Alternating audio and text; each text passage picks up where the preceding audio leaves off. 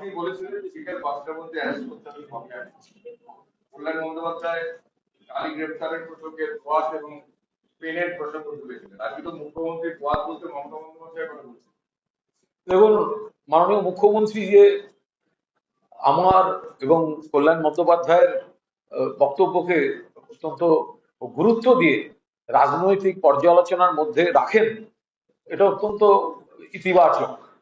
আমি খুব স্পষ্টভাবে বলেছিলাম যে মুখ্যমন্ত্রী যেহেতু ফিরহাদ হাকিমের নাম দেখিয়েছিলেন, দেখুন কে সই করেছে, আমরা তো ফিরহাদ হাকিম বলিনি। আর সই করাটা কোনো অন্যায়ও হতে পারে না যদি না সেই সই করার পেছনে কোনো রহস্যের গন্ধ থাকে। তো মুখ্যমন্ত্রী নিজে বলেছিলেন যে দেখুন কার সই আছে, প্রাক্তন মহানাগরিকের। আমি সেই কারণে বলেছিলাম যে যদি দোষের হয় তো তাহলে আপনি অ্যারেস্ট করুন, আর যদি দোষের না হয় তো তাহলে আপনি কি চাপের রাজনীতি করানোর জন্য যে তৃণমূল থেকে একটু ওদিকে গিয়ে বসা, ওদের সঙ্গে মেশা, বালিশ শিবিরের সঙ্গে যোগাযোগ রাখা, আপনি কি সেই চাপ দিচ্ছেন? তাহলে এটা ঠিক নয়।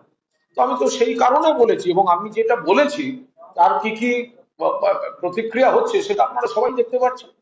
আর একটা হচ্ছে 21শে জুলাইয়ের মঞ্চ আপনি জিতে নিয়ে চলে গিয়েছিলেন। উনি বলছেন যে ওখানে কে যেতে বললো এবং 9 মাসের ব্রিগেড করার জন্য। আমরা তো সঙ্গে সঙ্গে বলছি আমরা তো ব্রিগেডেই করতে চাই, তো ব্রিগেডটা দিক। কিন্তু ব্রিগেডের সমস্যাটা হচ্ছে এই যে ভরা বর্ষা, যেটা আমাদের 2011 সালে একটা বিরাট প্রবলেম হয়েছিল। ওই সভায় আমি সঞ্চালক ছিলাম। আমাদের সমস্যা যেটা হচ্ছিল ব্রিগেডে বা এই শহীদ মিনার বা মাঠ বিধানসভায়, আপনি দেখুন না, বাইরে বাইর দিতে গেলে কংক্রিটের উপর দাঁড়িয়ে দিতে হচ্ছে, মাঠগুলোয় জল হয়ে আছে। ফলে ব্রিগেডের লোকের যেন ভয় না দেখানো। মমতা বন্দ্যোপাধ্যায় এবং তৃণমূল কংগ্রেসের সঙ্গে লোক আছে 2,31,00,000 ভোট আমরা পেয়েছি, কিন্তু কিন্তু বর্ষার কারণে আরো যত দিন যাবে ব্রিগেডটা জল কাদা এমন থাকে মানুষ দাঁড়াবার অবস্থা থাকে না। ফলে জোর করে ব্রিগেড বললে তো হবে না। সেটা ব্রিগেড আমাদের যা জনসমর্থন, আমাদের কর্মীরা উৎসাহিত, আমরা ব্রিগেড ভরিয়ে দিতে পারি। তো উনি রেগে গেলেন কেন? কালকে গিয়ে ভিক্টোরিয়ায় মাপামাপি করেছি বলে? আজব কথা। আপনারা যোগাসনের জন্য রেড রোডের মতো ব্যস্ত রাস্তাকে 7 দিন বন্ধ রাখলেন। 7 দিন, ঈদের দিন, ছুটির দিন, সকালে 2 ঘন্টার জন্য নামাজের জন্য ছাড়েননি, কিন্তু যোগাসনের জন্য 7 দিন বন্ধ রাখলেন। আর আমরা ভিক্টোরিয়া হাউসের সামনে, যেহেতু ওখানে গণহত্যা হয়েছিল, মৃতদেহগুলি পড়েছিল, তাই ওই স্পটেই শহীদ তর্পণ। এক বেলার জন্য অর্ধেক রাস্তা আমরা পারমিশন যদি দেয় তাতে ওনাদের আপত্তি কি? আমরা একটু ফিতে ফিতে দিয়ে মেপেছি যে আমাদের এই ছাত্র যুবদের নানা রকম সব অনুরোধ আছে, আমরা একটু মেপে দেখেছি। তার জন্য তো আর পুলিশই পারমিশন লাগে না। যে আমরা পুলিশের ল অ্যাবাইডিং সিটিজেন, আমরা অনুরোধ করেছি, আমরা অনুমতি চেয়েছি যে আমাদের দেওয়া হোক। দেবেন কি দেবেন না তাদের ব্যাপার, কিন্তু যদি দেন আমরা ধরে নিচ্ছি শহীদ তর্পণ দেবেন। তো আমরা সেইখানে আমাদের সবার প্রস্তুতি, যদি একটা ছুটির দিন রোববার দিন 3টের সময় ফাঁকা রাস্তায় আমরা যদি মেপে থাকি, তাতে এত রাগ করা ঠিক না। বলছি আজকে দুই তৃণমূলের মধ্যে নাটকীয় পরিস্থিতি দেখা গেল।